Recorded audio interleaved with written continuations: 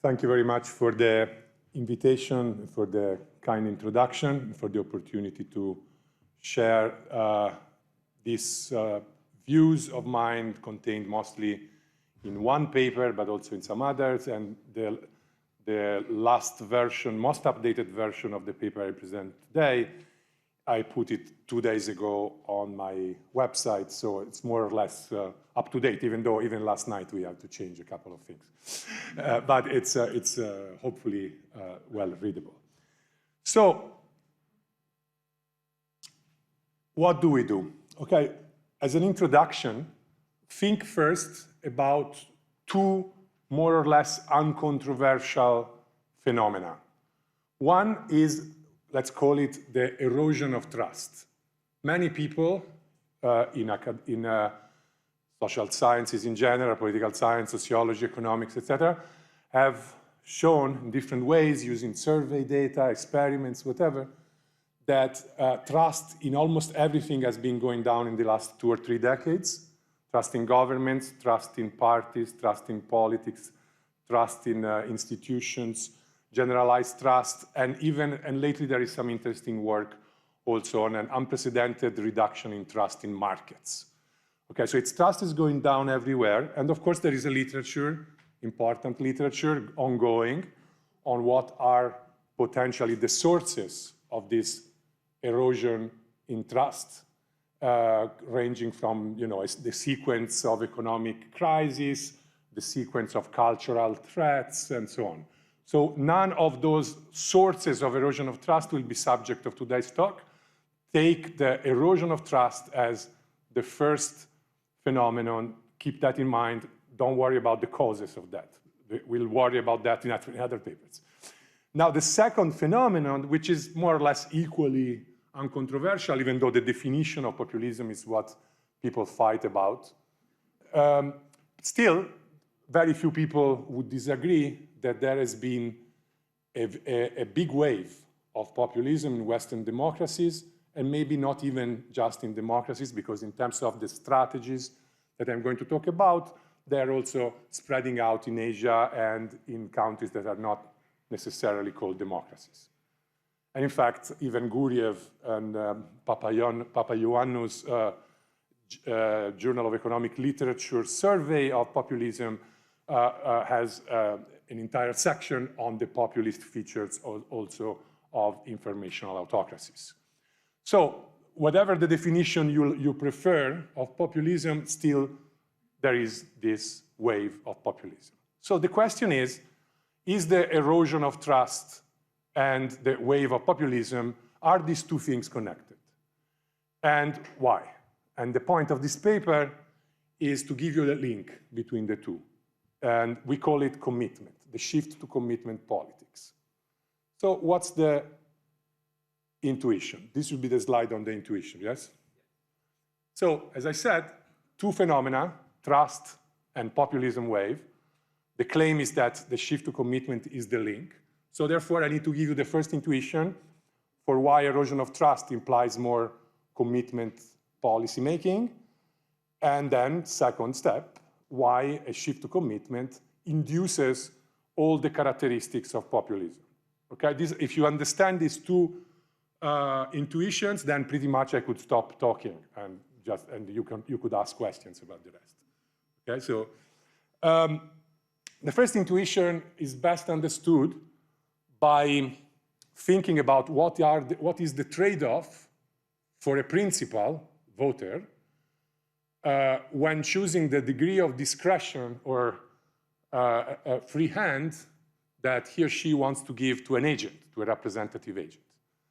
So on the one hand, if I give someone I trust, like Mario Draghi, free hand, he will make, we believe, the best choices possible if we trust him to the best of his knowledge, etc. So many people supported Draghi in Italy just because of the fact that free hand in his hands, according to his supporters, was a good idea.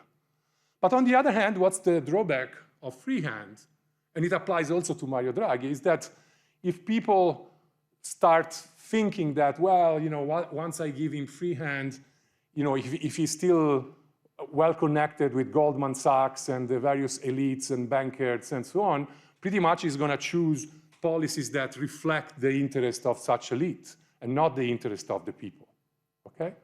So this is the trade-off. It's just pros and cons. And of course, when trust collapses, the second concern, so the cons, increase their value. So whatever your balance was between the two, ceteris paribus, when trust goes down, you are more inclined to reduce discretion to the agent.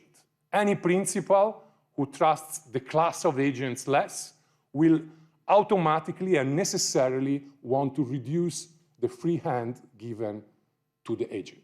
So this is an absolutely general thing that we try to put in the model. The second step is that once the erosion of trust creates a political class that now goes more towards commitments, then as a consequence, you have the various features of populism. One, someone who is committed to citizenship, income, or building a wall, or Brexit, or to any small set of commitments, fighting against a Mario Draghi, or in any case, a more freehand type of leader, would always want to make part of the campaign the anti-elite rhetoric, pro-people rhetoric that is typical of all definitions of populism. Why? Because it's part of your campaign strategic interest to portray the adversary, the freehand guy, as someone who will be captured by the elite and the interest groups. Therefore, the strategy of doing anti-elite rhetoric and pro-people rhetoric is a complementary rational strategy to having chosen a set of commitments. Moreover, once and if you go to office with a set of populist commitments, then you don't want the rest of the institutions to stop you from implementing at least some of such commitments, because your re-election is based on fulfilling at least some of the commitments that you proposed in the campaign. And therefore, naturally, even without any ex-ante ideology against media, against judges, against bureaucrats, etc., a populist who has been elected endogenously with more commitments is going to be against free media reporting on commitments not being so good for the state of the world. It's going to be against judiciary independence because some judge could block some decision to make people from Iraq or Iran not go to the United States, or it could be against public bureaucrats, public managers that are smart, because some bureaucrats in FBI or whatever may want to block some of the foreign policy or domestic policy proposed by Trump, etc. So all those anti-media, anti-judges, anti-bureaucrats, etc., could be themselves a function of the initial commitments. And therefore, even the economic form of populism that, according to Roderick and others, is not so necessarily malevolent, because they only want to kind of propose some pandering to what people want, eventually, by virtue of wanting to weaken the agencies of restraint, become potentially leaderships that go towards absolutism, executive power strengthening, reduction of checks and balances. So the whole story is based on this shift to commitment politics. Okay? Therefore, the objectives of the talk are to give you a simple rational strategy story about populism that I gave you the intuition for, and then show you empirical evidence that these links exist with some identification, but mostly showing you correlations, but with new interesting data, I think. And then talk a little bit more about the necessary worries that we have about the consequences and potentially about the dynamics. All right. So this is the preview of empirical evidence. What we will do, if we have time, we'll show that for the United States, it is possible to try to study these channels, because a typical characteristic of US Congress elections is that politicians that run once in one district, if they rerun, etc., it's always in the same district. It's not like in Italy where Maria Elena Boschi shifts around and whatever, no? And you have your name on multiple lists. No, there is a matching between districts and candidates. Therefore, you can imagine already, without giving you the details, that if I get a measure of distrust that varies over time and across districts, then I should be able to check whether indeed a change in those distrust conditions at the district level map into a change of strategy by the politicians running in those districts through a look at their Twitter accounts. That's what we're going to do. And then there will be other considerations on endogenous turnout, but given the will to be on time, for the talk, I will not talk much about the implications for turnout. Those will be either for questions or for your reading of the paper. Okay, this is a slide now on agency theory, yes? So let's start with the model. So the model is very simple. I want to start from the demand side. The demand side is the voters. Therefore, let's say that it's a principal-agent relationship that we're thinking about, because the demand is like saying, what would a principal voter decide to do in terms of the quote-unquote contract to offer to the agent, right? So let's say that there is a crisis or whatever, and therefore there are three possible policies that, that the government would have to choose. Two of them are, let's call them reforms, H or L, high or low, whatever. Those are reforms, and Z is the status quo. It's important to have three policies, because the elite typically is associated also to the establishment, and there is the issue of whether, you know, the elite will actually try to block reforms and so on. So three policies is the domain, and therefore, if you have only three policies that are possibly optimal ex post, and of course the voter doesn't know which one it is, then in terms of the degree of delegation to the agent, the principal chooses among basically three types of contract. So you either give free hand, which is capital S, the set of policy discretion equals to capital Q, so that's free hand. Or you can give a partial commitment. You can say, well, try to change this bad status quo, choose either H or L, as long as you reform something, choose your whatever, and you give this limited trust. Or else you could say, well, I trust, you know, as we will see, trust people so in politics so little that I want them to build a wall or to give me citizenship income, regardless of what the other reforms would be. And that's the case of full commitment. Okay? So that's basically the model, the principal agent question.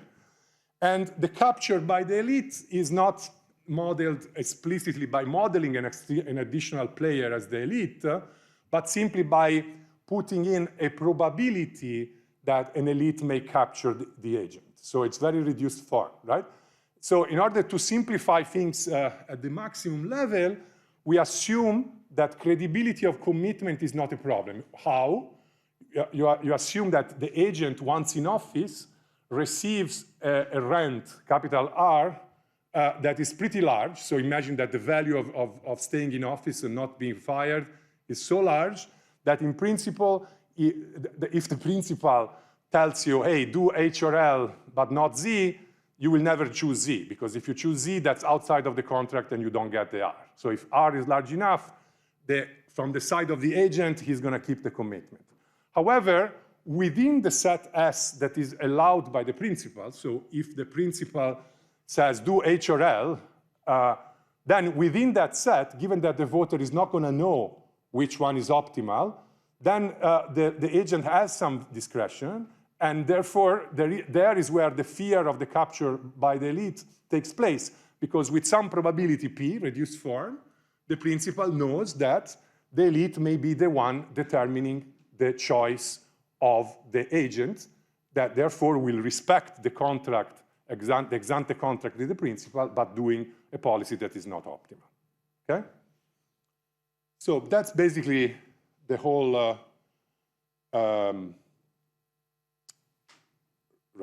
the whole model. And so this is the beliefs, yes?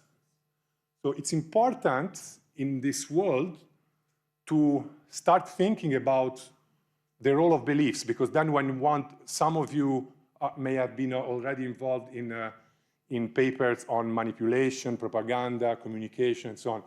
And so this gives you the bare bones on which maybe that type of stuff can be added. So in this setup with three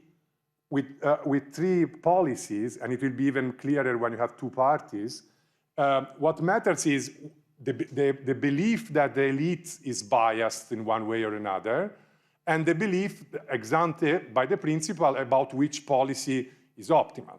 So lambda is going to capture the probability ex ante that the elite will push for the status quo maintenance, and given that we are looking at situations in which the elite is, at least in expectation, believed to have some connection with the establishment, it's a natural assumption to assume that lambda is greater than 1/3. Similarly, since we are looking at situations in which there have been crises that eroded trust, etc., and therefore the voters do want some change, it is natural to assume that gamma z, the probability that ex ante is given by the voter to the fact that the status quo is optimal, is actually less than 1/3. And so the contrast, lambda greater than 1/3, gamma z less than 1/3, is in a sense the capturing with two parameters the elite versus people sentiment, distance.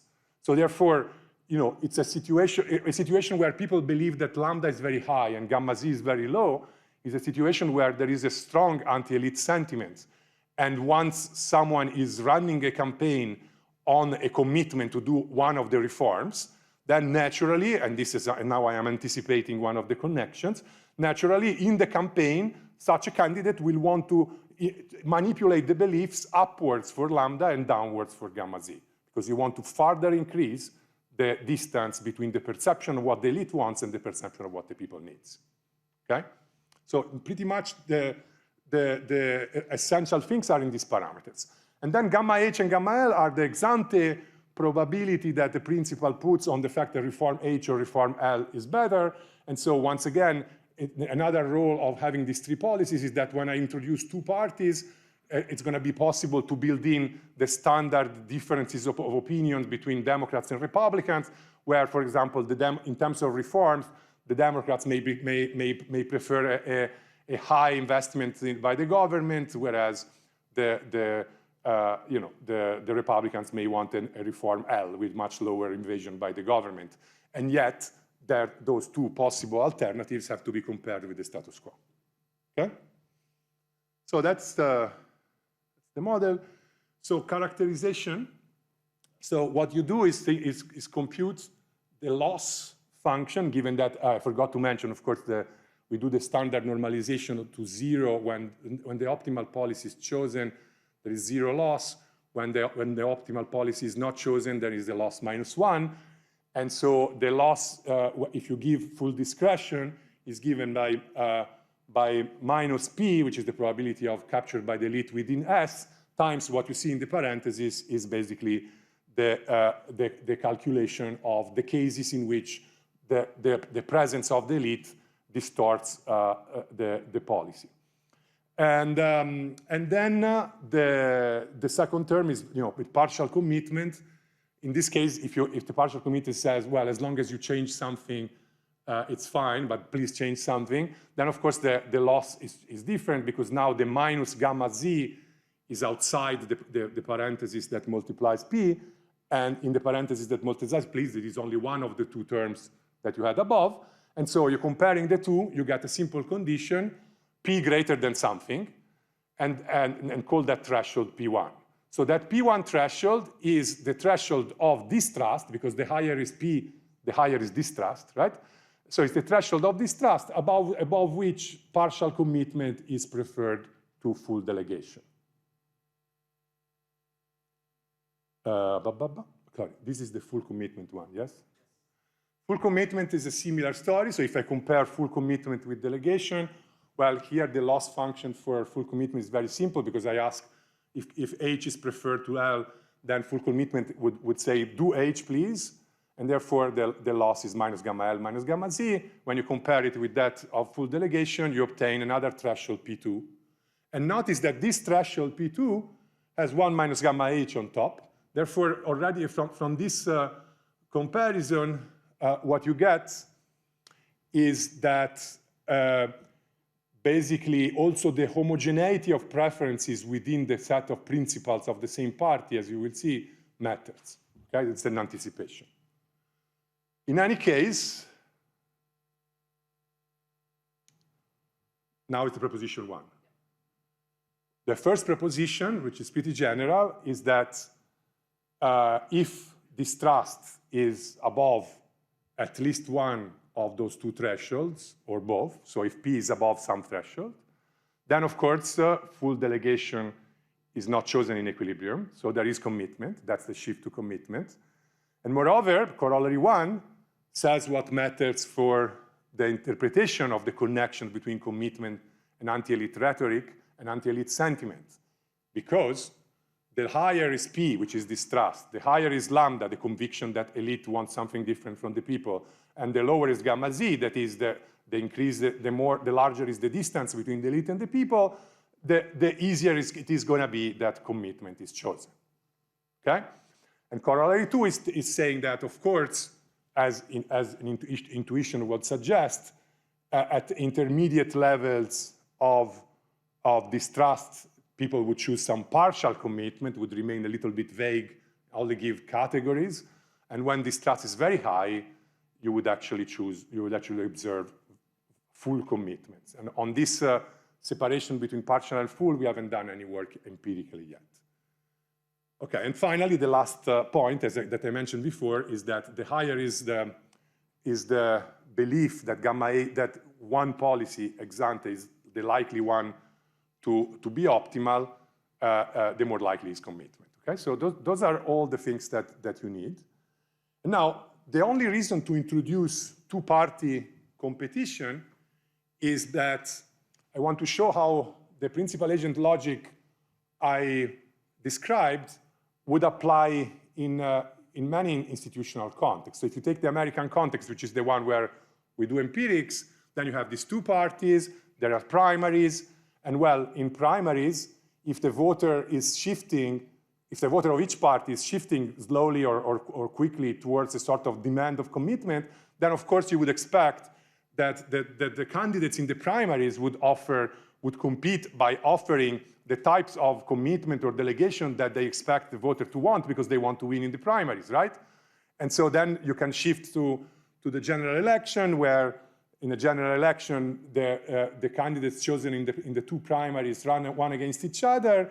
And so after being elected at time 2, again, you would have the same story as in the principal agent framework, namely whoever is elected is going to have, depending on the contract it has, it's going to have a choice between, doing what is good for society, doing what is good for his party, doing what is good for the elite, with the same parameters as before.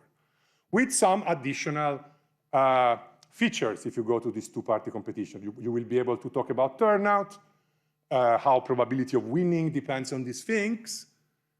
And moreover, there are going to be different predictions depending on whether the two parties have different parameters and therefore one of them chooses more commitment than the other, or if they do the same thing. Okay? So typically, in a two-party competition, and we have, of course, the examples of Democrats and Republicans. Now, in both Democrats and Republicans, there have been a shift towards commitment politics and anti-elite rhetoric in part of the both demand and supply of policies. But given that the distrust parameters are slightly different, that the beliefs about what the elite would do and who the elite is are different, and the preferences for different policies are different, it should not be surprising that in different contexts, local, state level, regional, and of course presidency, in some parties, the shift to commitment has been stronger than in others. And the way to complete the model of competition is to say, well, give me the simplest model of how people vote. Take, for example, the Alesina and Rosenthal and others as-if pivotal voting, costly voting. So the simple model where you say, well, people vote only on their side of the political spectrum. So Dems can only choose to vote for the Democratic candidate in the general election or stay home. And similarly for the Republicans, either vote for the Republican candidate or stay home. And let's say that they vote with this as if pivotal costly voting assumption, namely, I vote for my preferred guy if my difference in expected utility between the case in which my preferred guy or gal wins and the case in which the other candidate wins is above the cost of voting, where the cost of voting is taken from some uniform distribution plus a shock, which brings you with this final shock is like a usual probabilistic voting trick in order to have an interior probability of winning, okay? So that's what we do to complete the model and be able to have proposition 2. Proposition 2 is the one about which, on which I will spend less time empirically, but it's an interesting proposition because it says that the distrust effects on elections depend on what is the mix of candidates. Because if distrust is going up and both candidates remain uncommitted, then turnout is expected to go down. But if you have a difference in levels of commitment between the two candidates, with one being much more committed and therefore doing much more anti-elite rhetoric, etc., as we will show in a second, then actually turnout for the more committed candidate goes up. And therefore, on top of the principal agent logic of respecting directly the distrust beliefs of the demand side of the principal, there is an additional supply side phenomenon that if you are running against the Mario Draghi type and you are running with a commitment strategy, actually that gives you an additional reason to do that because your probability of winning actually goes up. Okay? Proposition 3 is the natural consequences of what I mentioned before, namely, of course, if I have a committed agent that runs against an uncommitted agent in the campaign before the general election, it is in the interest of the committed agent to start pushing and trying to manipulate the beliefs of voters, pushing lambda up and gamma z down. Okay? And that's the part of the definition of populism with this anti-elite rhetoric, and it's totally connected with commitment, not only because commitment itself is more likely to emerge when there is anti-elite sentiments, but because once you are running with a commitment campaign, it is in your interest to keep pushing for anti-elite sentiments. And proposition 4 is telling us that in this competition extension of the model, homogeneity and polarization are also important parameters as the data suggest as well.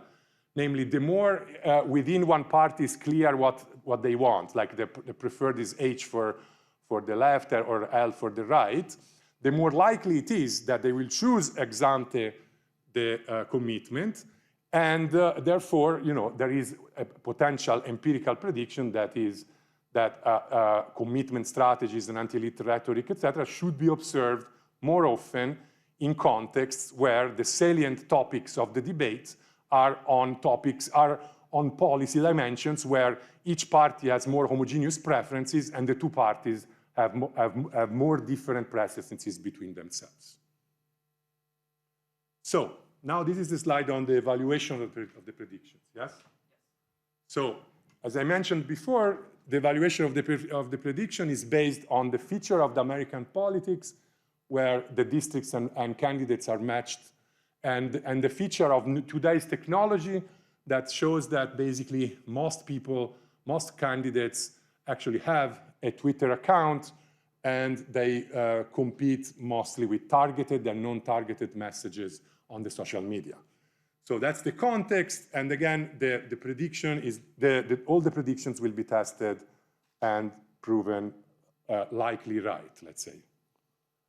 The data, so we have the trust surveys at the national level, 2012, 16, and 20, and we can do multi-level regression and post-stratification to obtain from that strategy district-level measures for all 3 rounds. And the Twitter accounts, we were able to recover Twitter accounts for roughly 65% of Congress candidates from 2012 to 2020, with millions of tweets by thousands of Twitters. And yes, those are the data. And then on top, of course, the weakest part In terms of the empirics, it's turnout data because we are relying on the standard, survey responses.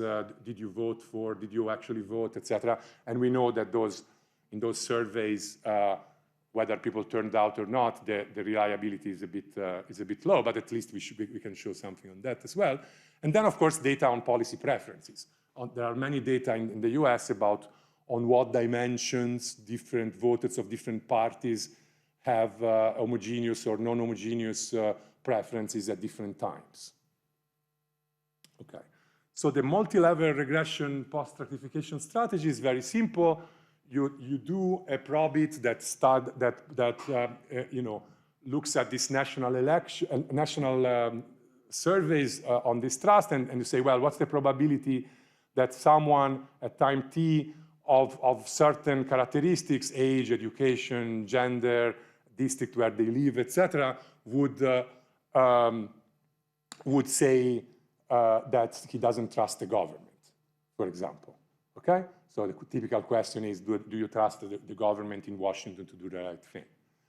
And then once you do that at this national level, you can obtain basically these ideal types predictions, and then you have the weights in each district of how many people of different age, gender, education, etc. there are in each district, and with this post-stratification, you obtain the distrust measure at the district level. Okay? So this is a bit more formal, but we can skip. And so the measurement, as I said, is based on that question on trust the government to do the right thing, but we have robustness checks with other measures. And more or less, just to give you a picture, this is the picture for 2016, yes? Yes. So in 2016, more or less, the estimates we have show consistency with other intuitions, right? So there are many scholars who thought that maybe distrust could be somehow higher in the Midwest, also because of the various arguments in Acemoglu and Restrepo or Tabellini, Gennaioli, etc., the difficulties in social identification and so on. So there are many different papers arguing that, in the red states and in the middle, probably there has been stronger distrust effects than in the Northeast or California and so on.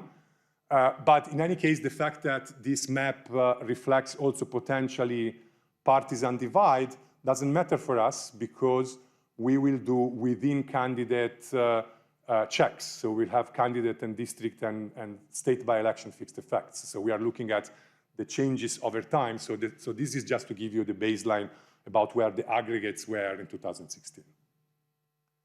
So this is this so far was for the distrust. For the Twitter accounts, as I said, we made a lot of effort to collect as many as we can, and this is what happens to the number of tweets over time. So the left panel is in total, the right one is average per capita per month, and as you can see, this is kind of giving you a sense that Twitter accounts are indeed used a lot in campaigns, because those vertical bars in the middle of the two panels represent the time of the election. So you can see that the use of tweets goes up and up and up, and then it has a big discontinuity at the time of election. So they use much less after that. So this is just gives you a sense that, of course, they are using also other methods, but the Twitter accounts are used a lot. Okay? So this is the measurement strategy with the 8 steps, yes? So I will not bore you with all these 8 steps one by one, but basically what you do, once you have these millions of tweets, you have to try to determine with a dummy 1, 0 whether a tweet you would qualify it as containing commitments or not, and separately, whether a tweet contains anti-elite rhetoric or not.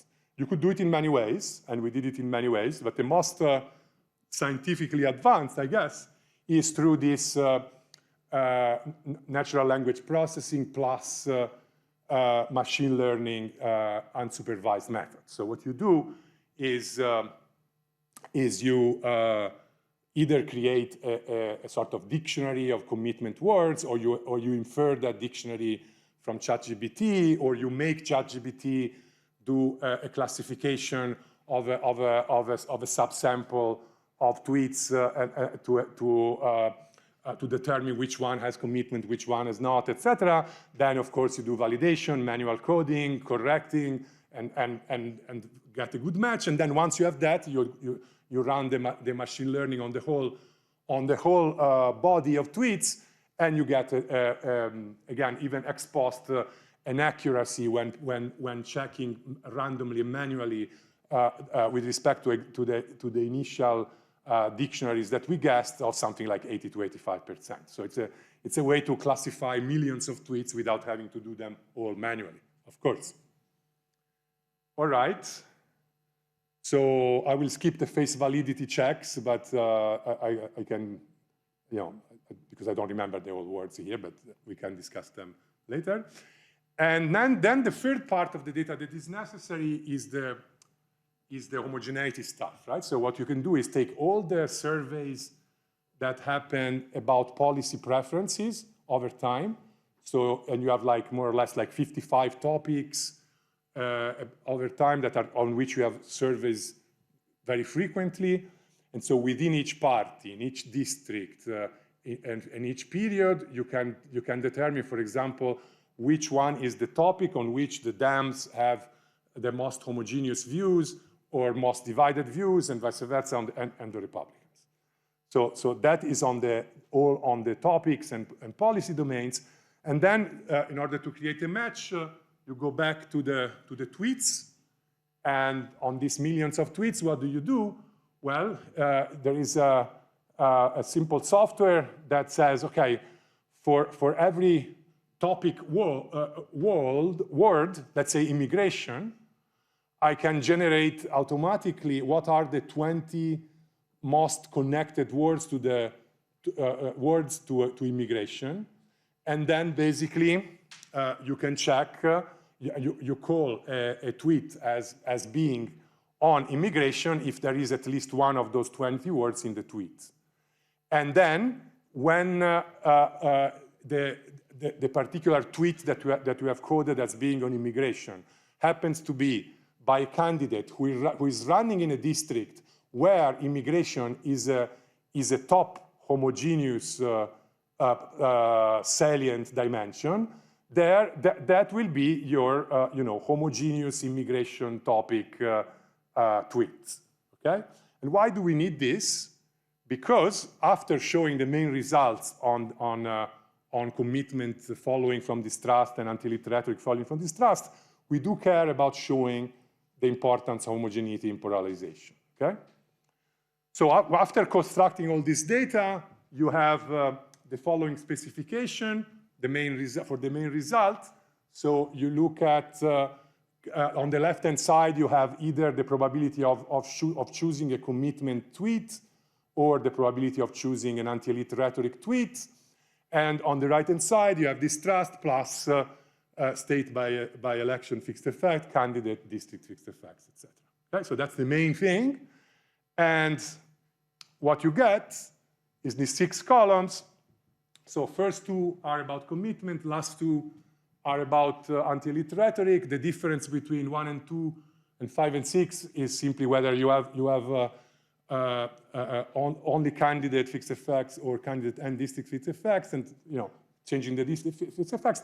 And then the 3rd and 4th are already quite interesting to me, even more, because you already see a hint of what I'm going to show you next, namely that these significant effects of distrust on commitment and anti-elite rhetoric seem to be even stronger when I restrict the attention to the tweets that fall also in the category of homogeneous topic tweets. And here is the picture that you get. Namely, on both the graphical representation of how commitment rhetoric and anti-elite rhetoric increase with distrust, you can see that when I do the heterogeneity analysis and look at the homogeneous topics subset, the function is much steeper, okay?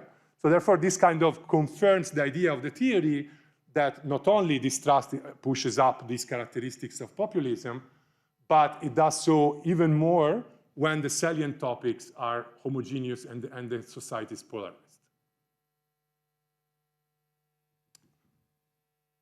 Okay, so now I show you, I skip this general discussion of how to test the turnout effect, and I go directly to the numbers. This is the one where you see the 12 different estimates, yes? So let me explain you this thing. Because I told you before that turnout effects were not the main focus of the paper. But at least one thing is worth noting, and this is very much anecdotal because it's just one example. It's the presidential elections in the United States. So obviously this will have to be generalized or brought to the congressional races to have it more, to have a sense that this is more general. But it's quite remarkable because usually, if you see these three boxes, usually when trust goes down, turnout goes down, with one exception, which is what we pointed out in the theory as well. In 2016, it's when the Republicans had the peak of distrust, and the entry of Trump made the Republicans have a jump up in turnout, even above all the other parameters. Okay? So this is just, again, a one data point suggestion that indeed it is very much possible that the turnout implications of distrust are asymmetric, and that's why in the proposed method is to go with the triple interactions between distrust, Republican, and time. But again, there may be better methods to go at it in more and more elections. All right, so this is the extension to checks and balances. I'm going to mention just one thing. That is, an easy way to add to the model free media, judiciary, bureaucrats, etc., is to think about the terminology of Danny Roderick, agency of restraint, right? So all those things, media, judges, bureaucrats, you can call them agencies of restraint. And what does this player A do? Well, after the policymaker has made a choice, the agency can say something about it or block, like block with some probability k, which depends on the characteristics of the agency. And so some people, of course, may like to have this agency of restraint because usually you think of the agency of restraint as being potentially improving things. But of course, the counterpart is that with some probability, let's call it rho, the agency of restraint can be captured by the elite as well. Of course, we have seen many proclaims by Trump and others about the fact that the media, the CNN is captured by the elite, and the judges are captured by the elite, and the bureaucrats are captured by the elite, right? So therefore, the most general introduction in the model of these things is to think of this player A having an effectiveness parameter K and a potential corruptibility rho. And notice that this has two potential capture stages. One is the most generally recognized, namely, it could happen that the optimal thing to do is the fully committed one, and the agency of restraint should not intervene.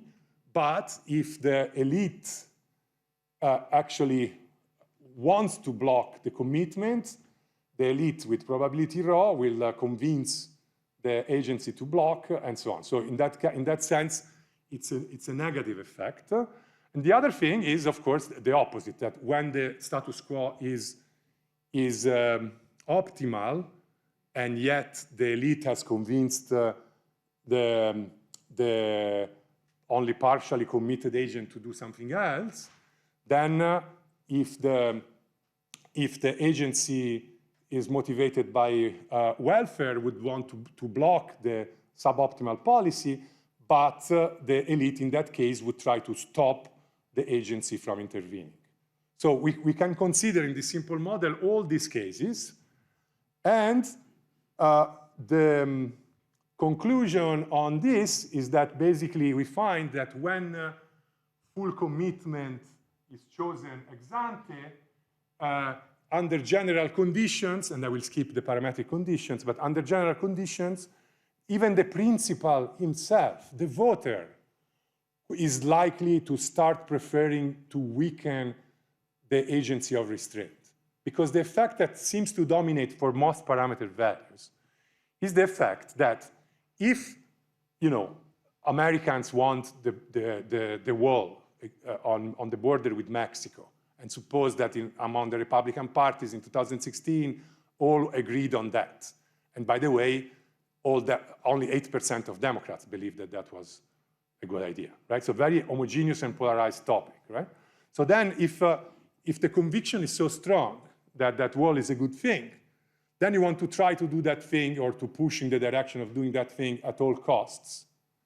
And therefore, it's the principal itself who gets upset with the media for criticizing Trump, or gets upset with the judges that are blocking the implementation, or gets upset with the bureaucrats for making obstacles to the implementation.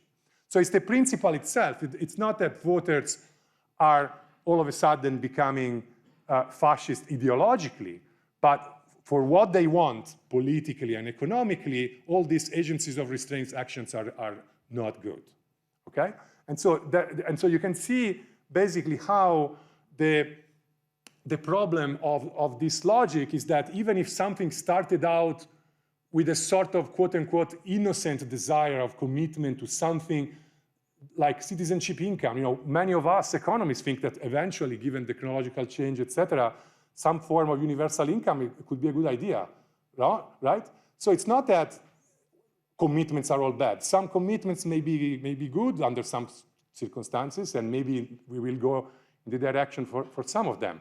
But the point is that when this becomes the norm in politics, then principals, again, are likely to vote for constitutional reforms towards presidentialism, towards increasing the strength of the premier, executive power, reducing checks and balances. And that's something that for those of us who believe that one value of representative liberal democracies is the protection of minorities, we are most worried about.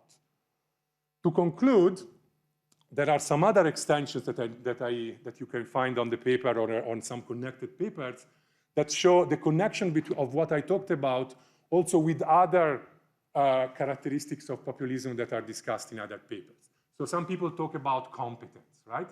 Well, now see, the connection is very easy here, because if I am going for a commitment, if I'm asking my agent, please do the wall, I'm not gonna care that much if he's competent, because all I'm gonna judge him about is whether he's gonna do the wall or not. So I don't care about competence. Therefore, it's not that necessarily the pool of all populist candidates are incompetent, it's just that you might as well run someone who has a charisma and so on and not much competence, because the voters don't care about. There is a paper on betrayal aversion by Dittel and Rothenberg showing how people in the Republican Party were pretty aware of the fact that Hillary Clinton is more competent than Trump. But yet the betrayal aversion was such that they didn't want someone they didn't trust. All right? And so the competence and trust are related, and also information. There are lots of papers that I cite in the literature review that talk about populism as if it's also related to a sort of cognitive deficiency, to some kind of lower cognitive skills by those who vote for populists, etc. This empirically may be true, but I don't think it's a good scientific way to proceed. I prefer to assume that everybody has the same cognitive skills, and I prefer to see through this model that indeed, once I have these committed candidates that run for office, and they have the incentives to manipulate beliefs by fake news of all kinds, then it becomes so complicated for me as a voter to acquire information and learn about the state of the world that I might want to stop reading newspapers and reading news, because I don't believe in any. Therefore, I may look like someone who is politically stupid, but not because I'm cognitively idiot, but because I stopped getting information about politics. I know that everybody is bringing facts towards their interpretation and their model of reality. Therefore, I don't listen. And therefore, what you see is, yes, less information acquisition by voters, less political information by voters, not because they're stupid, not because all the cognitively inept are voting populist, but because there is this large mass of people who maybe decided first on the basis of distrust to go for a committed politician, and then as a function of that, decided that it's not worth listening to the other guys. That's it. Thanks.